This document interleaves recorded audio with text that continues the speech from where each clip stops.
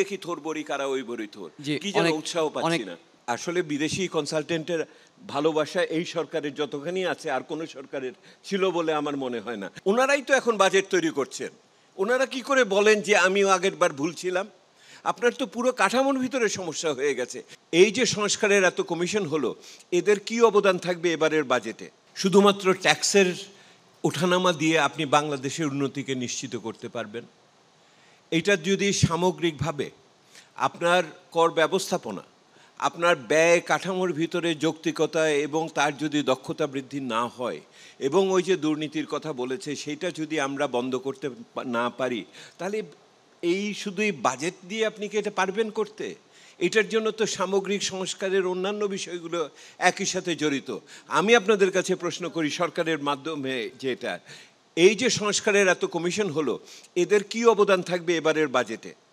যদি এই বাজেটের ভিতরে আমি সাইফুর রহমান সাহেবের আমলে ফিরে যাই, সাইফুর রহমান সাহেব যখন বাজেট দিতেন তখন উনি বলতেন আমি করের মাধ্যমে এই এত টাকা আনছি, দক্ষতা বৃদ্ধির মাধ্যমে এফিসিয়েন্সি গেইনের মাধ্যমে কত আসবে এটা জানার জন্য আমি বসে আছি। কারণ হলো সংস্কারের এত কথাই হয়েছে, সেটা জ্বালানি হোক বা অন্য কোথাও হোক, অন্য আমি আপনাদের অন্য কথা বলি।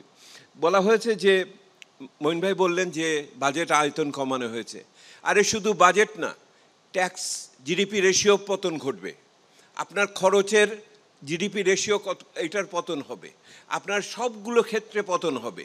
এবং একটা বড় কারণ হলো, আপনারা দেখেন কি অদ্ভুত কথা, যে জিডিপি আর্টিফিশিয়ালি বাড়ায় নিয়ে বলা হয়েছে যে এইটারকে ভিত্তিতে আমরা একটা উন্নয়ন বয়ান তৈরি করেছিলাম, ওই জিডিপির আধা পয়সা তো সংশোধন করা হয় নাই। এবং 16ই ডিসেম্বরে মাননীয় প্রধান উপদেষ্টা বক্তৃতায় বলেছেন এই জিডিপির এই পরিমিতি কেমন করে সম্ভব ছিল চোখের সামনে। ওনারা বিবিএসের মাধ্যমে একটাই যে সম্প্রতি কমিটি করেছে শুধু এটার কোয়ালিটি দেখার জন্য। কারণ হলো যারা করেছিলেন গতবারের এর আগে জিডিপির এস্টিমেট, ওনারাই তো এখন বাজেট তৈরি করছেন। ওনারা কি করে বলেন যে আমিও আগের বার ভুল ছিলাম? আপনার তো পুরো কাঠামোর ভিতরে সমস্যা হয়ে গেছে। এই যে ওপেননেস নাই, স্বচ্ছতা নাই, এটার কারণ হলো যে আপনি যেই কাঠামোর মধ্যে ছিলেন ওই কাঠামোর মধ্যেই আছেন। জহির গত 10 বছর ধরে যে আলোচনা করছে আজকেও সেই আলোচনাই হলো, অন্য ভিন্ন কোনো আলোচনা হয় নাই। করের 2% এখানে, 3% ওইখানে, এটা দিয়ে দেশের কোনো কাঠামোগত পরিবর্তন আমরা করতে পারবো না। বাজেটের শুধু এই সীমিত বাজেট কত, জিডিপির এখন 13-14% হবে সব মিলিয়ে পাবলিক এক্সপেন্ডিচার, আর ওনার এইবার নেমে যাবে 8%-এর কাছাকাছি। কত হবে আপনার এবার 8% অফ দ্য জিডিপি? এইটা দিয়ে বাকি তাহলে 92% কই? সেটার এই যে আলোচনা হচ্ছে সেটার ভিতরে আপনি বললেন যে আনিস ভাই যে ওয়ার্ল্ড ব্যাংক বলবো না, আসলে বিদেশি কনসালটেন্টের ভালোবাসা এই সরকারের যতখানি আছে আর কোনো সরকারের ছিল বলে আমার মনে হয় না।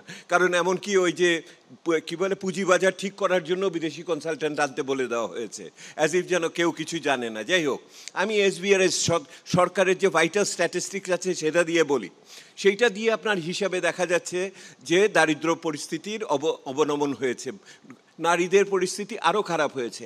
আমরা বলি, আপনারা বলছেন যে এই যে দ্রব্যমূল্য স্থিতিশীল ছিল, এটার একটা বড় কারণ সংকুচিত পলিসির জন্য না, একটা বড় কারণ বাজারের থেকে এসেছে সেই সময় আপনার আমন ইত্যাদি মিলিয়ে, এবং একই সাথে বাজার ব্যবস্থাপনা আগের চেয়ে দুর্নীতি কমাতে সাপ্লাই চেনের বিচরে হয়েছে। আর আপনি দেখেন কি হয়েছে, আপনার যত আপনারা দেখেছেন ট্রাকের মাধ্যমে বিলি করা হয়েছে, আপনার ওপেন মার্কেট সেলস হয়েছে। আর কি হয়েছে, পুরা ফুড ফর ওয়ার্কস বন্ধ ছিল পুরা গ্রামাঞ্চলে, পুরা শহরে আপনাদের মতো মানুষ যারা ক্ষমতাবান তাদের জন্য এটা করা হয়েছে। গরিব মানুষ যে গ্রামে ছিল তাদের জন্য ফুড ফর ওয়ার্কস চলে নাই। আপনাদের বলছেন যে ওখানে ভাতার ইস্যু দিলেন, আপনারা জানেন যে 60% ওই যে ভাতার লিস্টের মধ্যে গণ্ডগোল, ওটা আগের সরকারের। এইবারের সরকার ওটাতে ঢুকাবে বলেছে, ওই লিস্ট তো এখনো তৈরিই হয় নাই। আপনি কিসের ভাতা বিলি করবেন, দাম বাড়াবেন ইত্যাদি, বাস্তবতার সাথে সম্পর্ক রাখেন।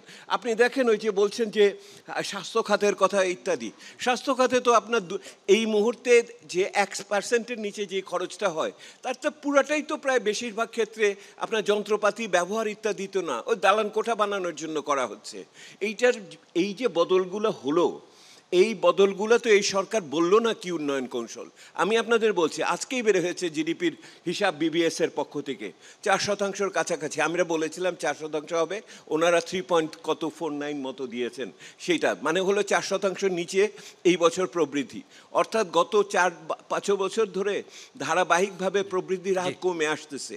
প্রবৃদ্ধির হার কমে আসার মানে কি? বিনিয়োগ হচ্ছে না, বিনিয়োগ নাই।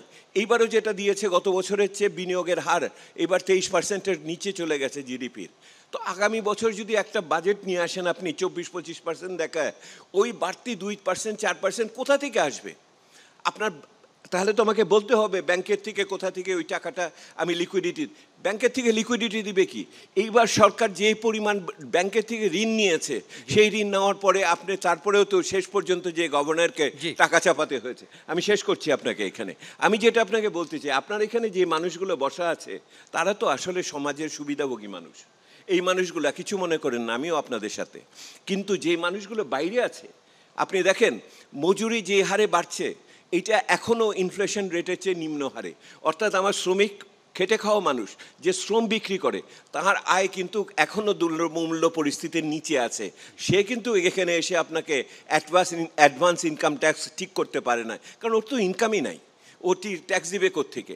আর যদি আপনি দেখেন অন্যান্য যাদের সামাজিক সুরক্ষার ব্যাপারে রয়েছে, এইটার সামাজিক আপনার এই মুহূর্তে স্থানীয় সরকার নাই, ওইখানে নতুন ধরনের চাঁদাবাজি শুরু হয়েছে।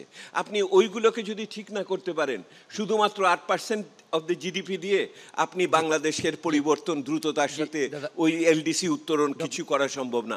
প্রত্যাশা ছিল নতুন কিছু হবে এই সরকারের কাছে, ওই দেখি থোর বড়ি কারা ওই বড়ি থোর, কি যেন উৎসাহ পাচ্ছি না।